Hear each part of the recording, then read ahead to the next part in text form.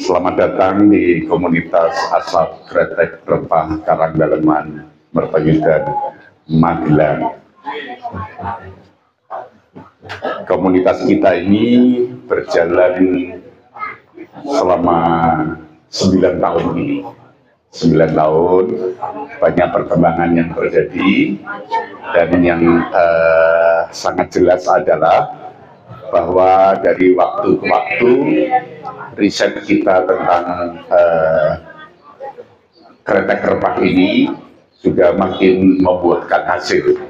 Jadi rokok kita ini sudah diuji lab 6 kali dan hasilnya sangat memuaskan. Memuaskannya adalah awalnya banyak pihak mencurigai kita karena dianggap ngawur, dianggap nekat, dianggap gila dan seterusnya. Tetapi syukurlah karena banyak yang mau memperkarakan kita, sehingga kemudian juga mereka sendiri yang melakukan uji lab pada awalnya dan hasilnya di luar dugaan. Jadi rokok kita dari hasil uji lab yang sebelumnya rokok ini aslinya 70% adalah mengandung bahan kimia. Jadi baik si Gagul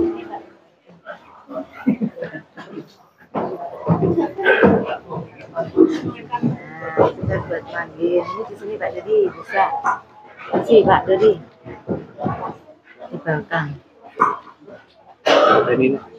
Baik Asik Gagul, Habat, TK maupun juga Tani Maju itu aslinya 70% kimia, dan ketika diuji lab secara lengkap di dalamnya, di rokok-rokok ini sebelum diproses di komunitas kita itu ada kandungan gas karbon monoksida, ada kandungan hidrogen cyanida, ada kandungan kadmium, ada bensena, ada penol, ada amonia, ada arsenik, dan juga ada metanol. Jadi kalau kita mengatakan bahwa di dalam rokok itu beracun, itu memang betul.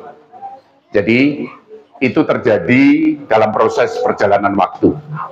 Jadi tembakau awalnya adalah tanaman obat. Ketika masuk awal itu adalah tanaman obat. Tetapi dalam perjalanan waktu tembakau berubah menjadi racun yang berbahaya. Itu terjadi dari penelitian-penelitian yang ada. Jadi di dalam tembakau ada kandungan yang disebut TSNA, Tobacco Specific Nitrosamines, itu bersifat sangat karsinogen, jadi penyebab kanker. Dan itu terjadi karena tembakau memiliki kemampuan penyerapan yang sangat tinggi. Jadi yang terjadi bukan pertama-tama karena tembakaunya, tetapi karena kemampuan tembakau menyerap yang sangat tinggi, sehingga ketika budaya pertanian berubah, masyarakat menggunakan pupuk kimia, maka amoniak juga masuk, ada kadmium masuk, dan seterusnya. Ketika masyarakat menggunakan pestisida, maka arsenik juga terserap masuk di dalam tembakau. Ada hidrogen cyanida juga terserap masuk. Dan kemudian pembakaran yang tidak sempurna, itu menimbulkan berbagai macam gas-gas sebagai residunya, termasuk ada gas karbon monoksida, dan seterusnya. Jadi kalau orang mengatakan bahwa rokok alami itu sehat, di dalam waktu yang sekarang ini itu tidak mungkin. Karena budaya pertanian semua menggunakan pupuk kimia, menggunakan pestisida, dan seterusnya. Jarang kita temukan, hampir tidak mungkin ada petani yang mengembangkan pertaniannya tanpa pupuk kimia dan tanpa pestisida. Jadi itu sebabnya kemudian di dalam rokok produk-produk rokok, kemudian ada kewajiban untuk mencantumkan gambar-gambar tentang bahaya merokok.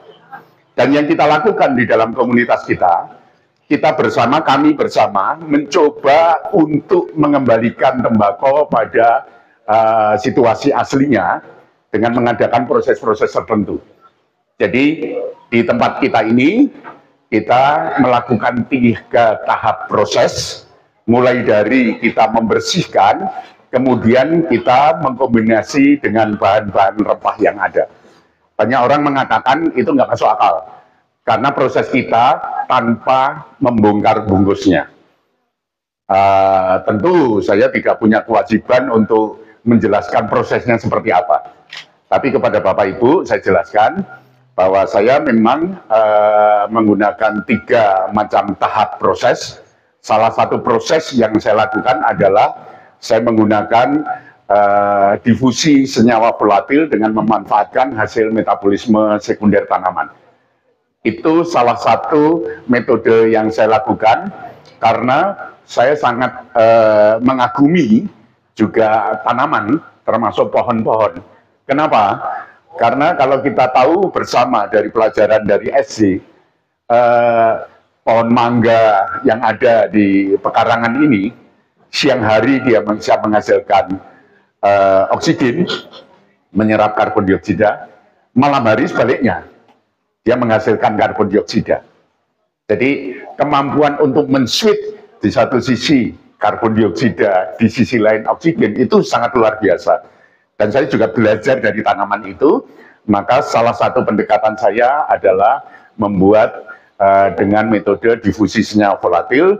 Difusi senyawa volatil itu saya memanfaatkan hasil metabolisme sekunder tanaman.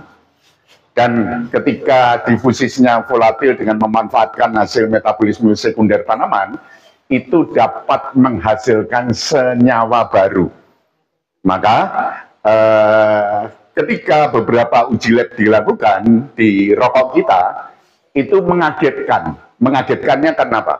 Karena sebelumnya rokok ini 70% kimia, 5% nitrogen, 35% TSNA atau tobacco specific nitrosamines, 20% beta-AP, yaitu residu dari pupuk kimia, dan 10% residu pestisida yang tadi saya sebutkan, ada gas karbon monoksida, ada hidrogen cyanida, ada kadmium, ada benzena, ada metanol, ada penol, ada juga arsenik, ada juga amonia, dan seterusnya. Gusti kula nyuwun tambah ning jiwa